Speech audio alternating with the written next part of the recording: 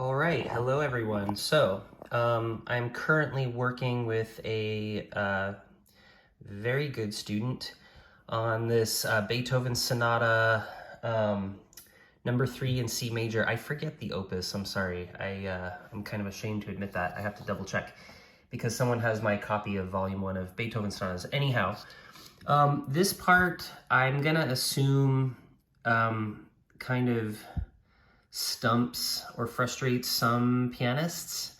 And, my student and I were sort of trying to get comfortable with it. And, of course, I use certain finger substitutions like the left hand just taking those two notes and then the right hand taking over there. But then it was still always a bit of trouble getting to this next one, and it has to happen instantly, as we all know. So just this morning it dawned on me, finally, an alternative fingering. So, and it kind of does depend on pedal because there's a lot of sort of detached bouncing that actually will make this solution easier to play. So, if you were to play it without pedal, it would sound pretty bouncy because we need that to, get to things quickly. It's not always easy to play certain parts, legato, but we'll have pedal, which will change, right here.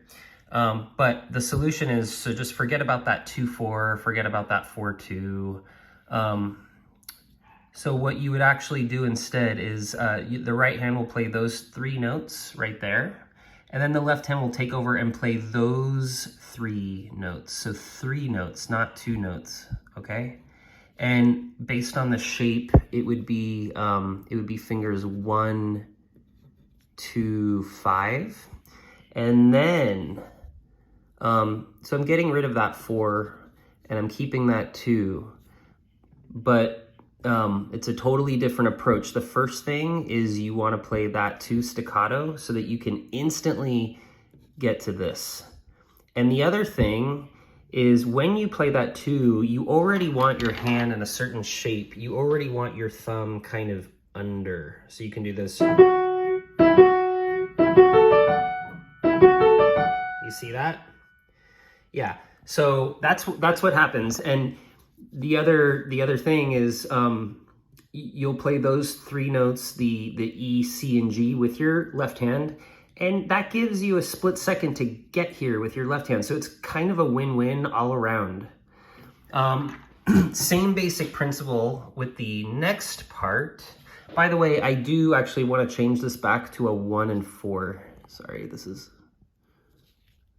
I can't. Yeah, don't use 2-5 there. You use 1 and 4. Use 2-5 there. But I guess, yeah, it was right all along using 1-4. I'm not sure if this is Beethoven's fingering, because this is the Dover edition. And I know the Dover edition likes to not mess with what the composer's intentions were. But anyway, use 1 and 4 there. It's probably easier. And then you just carry on playing this part, which is not a problem. This part is not difficult, but then here we have this thing. So yes, like you'll play these 3 notes with the right hand. I'm assuming it's 1-5-4-2. Yeah, 5-4-2 because it's already there. But then, just like over here, take 3 notes with your left hand, 3 notes. And here, based on that shape, let me see this for a second. I would think you just use 1-3-5. Yeah, don't use 1-2-4 because then this pinky is in the way. Keep your hand more closed and use 1-3-5. And then that way, yeah, it's, just a basic D major triad. 1, 3, 5. And then here, again, you'll use 2, but you have to have that staccato so you can jump to this right away. And also make sure you don't want your thumb here, you want it already under when you hit You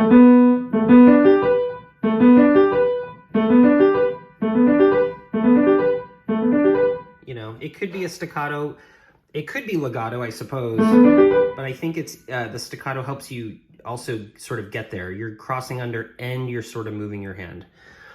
Yeah, so yeah, and then again, that taking that note with your right hand gives your left hand a chance to get down here in just a quick 16th note time. But you know, we've done more surprising things, haven't we?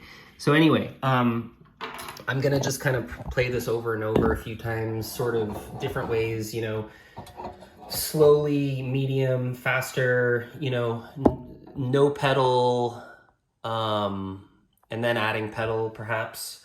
So let's see if you can see everything here. So here's, you know, really slow, maybe even some stopping to really show you, point out what you should do. No pedal, nice and slow. Here it goes.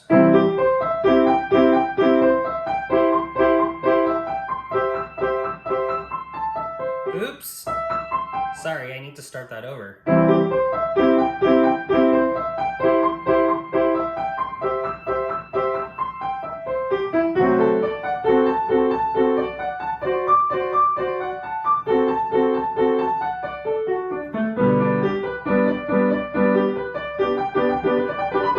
And then so on and so forth. Let me try that a little faster. Let's see if it works. Oops.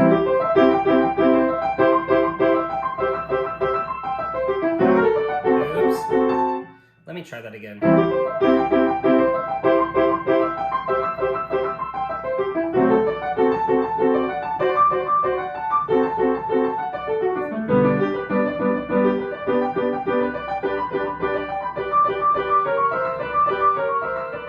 Let me try it with some pedal.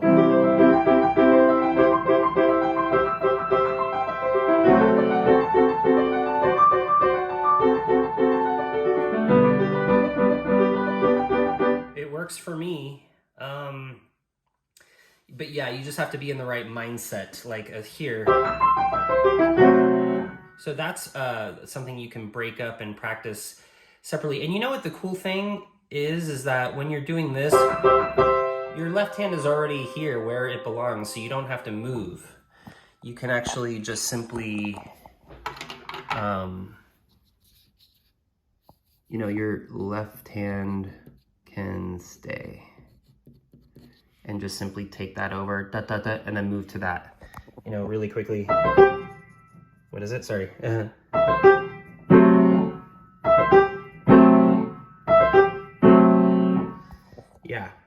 So yeah, I think at this point, it's just, I'd like to just kind of play it a few times.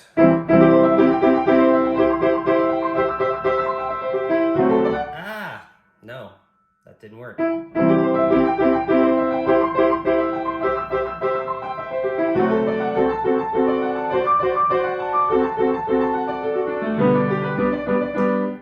Maybe slower this time.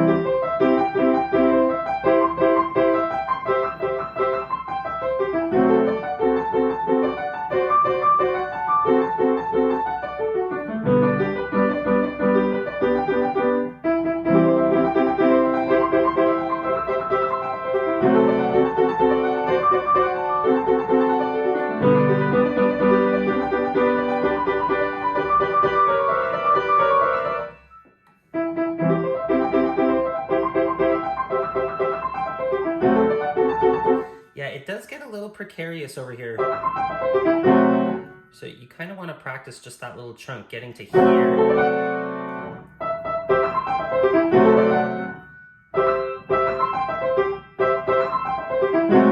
Oops. Oops. It's a little difficult. There we go. I just, you know, started looking at this just now, so I have to get used to it. It does work though, if you are, you know, ready for it and know exactly what to do.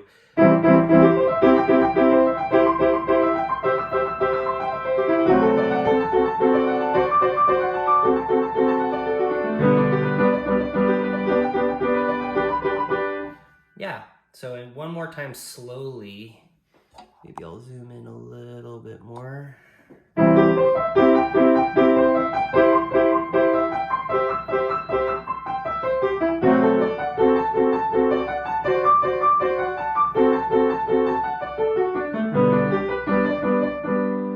Okay, so I think that is the best way to go about this part. I'm curious if other pianists finger it this way. And I'm curious to know all of your opinions, okay? So, hope this helps.